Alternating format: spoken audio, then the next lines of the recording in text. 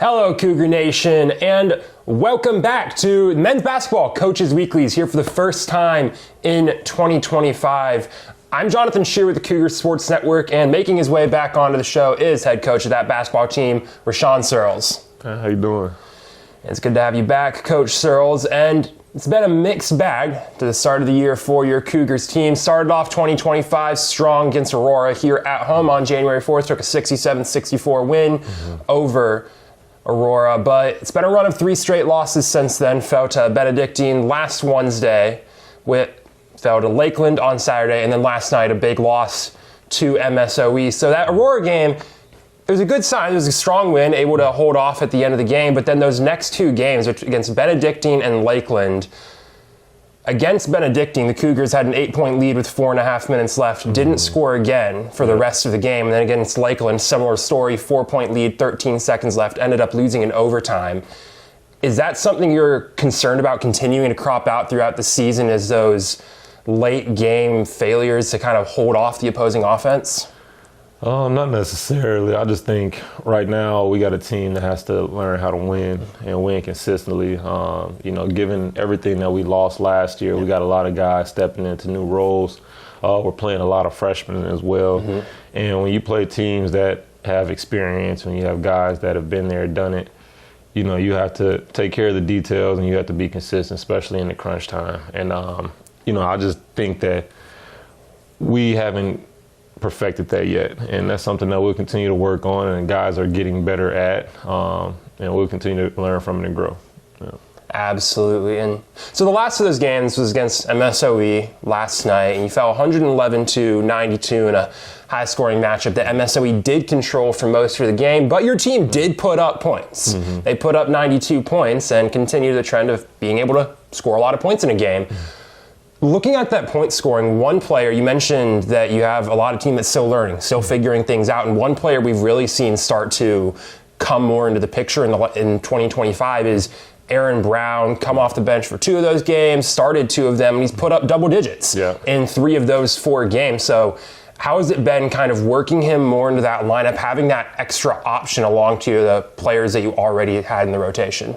No, it's been great. Big kudos to Aaron, because even going back to last year, we've been pushing him, and he was a highly recruited kid. He was a guy that can come in and give you a little of everything. And, with this year, with this team, the opportunity was there for him to kind of seize the opportunity.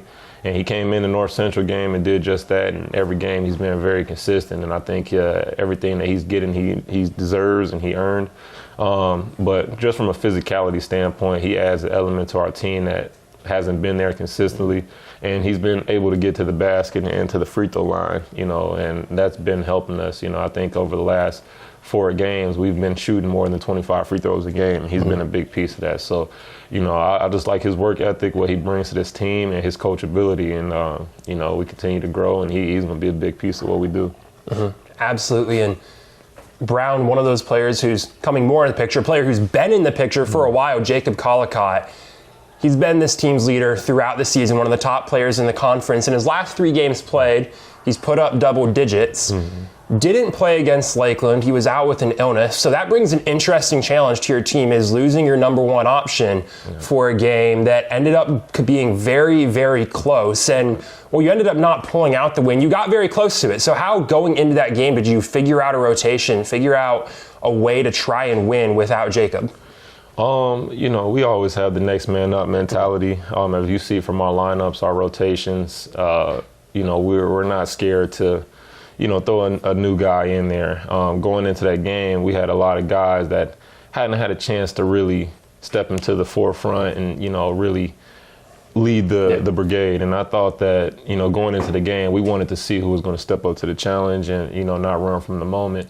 And with Jacob being out, obviously it hurts. And, as a coach, as a team, you want that guy there. But the way the guys responded and played, I thought we saw some really good things. I thought Riker Johnson had a really good game. I thought Carter Langendorf, Elijah White, Aaron Brown, I saw some good things from Tallis and AJ. So, it was a lot of guys that came into the game and added value. And to being a close game like that, an overtime game, we didn't get the win, but there was a lot of things to build off of. And with us being young and inexperienced, that experience is going to going to get there, and I think it's going to come a time where we'll be the ones with the experience versus the teams that are inexperienced. So these are just lessons. You take it day by day, and even though we didn't have Jacob, I thought the guys were comfortable with being in a pressure cooker situation and being in elevator roles. Definitely. And I mean, it's been a tough stretch. You mentioned there are some positives gleaned from that, and it's not going to get much easier coming into this next week of games. Starting up this Saturday, taking on nationally ranked number 8 Wisconsin Lutheran here at home before moving on and traveling to Edgewood this next Wednesday. And focusing on that WLC game, obviously the top team in the conference right now, number 8 ranked in the nation, and they have the top scoring offense in the conference. Mm-hmm. The team right after them is you guys. It's Concordia Chicago that scores the second most points per game in the NAC. Mm-hmm. So that's 2 high-powered offenses going up against each other, and there's some differences on how many points each team's defense allows, but focusing on that offensive standpoint, how do you really go into a game knowing that there's a very good chance it could be a shootout? It just depends on matchups. Some games, we need that to be the case, and some games we might want to slow it down. But when we go in, we feel that we have depth, kind of goes into the last point. But we have a lot of depth. We have a lot of guys that can make things happen. And so when we sub or when we go into our bench, we're expecting guys to come in and keep the offensive flow going. And the way we want to play, we want to spread the floor. We want to create open shots and get downhill. So when we go in, we're attacking. It's kind of just play your game, but play unselfishly and, play with some pace, put pressure on the defense, put pressure on the paint, and that's kind of what we do. Yeah. Absolutely. And that kind of last point here is we're getting to the midpoint of the conference season, getting to that midway stretch, and it's been a rough stretch in the last couple conference games for the Cougars. As you look to try and stay in that fight to make the conference tournament at the end of the season, because the Cougars definitely not out of it yet, what's kind of your message to the team as you go through this tough stretch? How are you trying to keep them focused, keep them in that right mentality to stay fighting for that playoff spot? Oh, we just take it one game at a time. Don't worry about the what ifs. Let the chips fall where they may. A lot of things can happen. It's a lot of parity in the league, and with everybody being so bunched up, one game can change the entire trajectory of the playoff season. So we take it one game at a time. Worry about the one game. Focus on the one game. Try to get that one game, and then we'll worry about the next one after that. And with the guys, albeit we lost the last 3. We're only a game and a half out of 5th place. Yeah. So, it's right there for the taking. So that's kind of our message to the guys. Just keep getting better, keep working day by day, keep chipping, keep learning your teammates, keep learning what we're doing, and just chip. And if we can get in there, just put it all together, going into the playoffs. Because if you make the playoffs, anything can happen. And that's kind of the message right now. And I think the guys are responding to that. Absolutely. And thank you, Coach, for coming back on this week. That's all we've got on this Men's Coaches Weekly. Best of luck to your squad as they head on to this next week of games.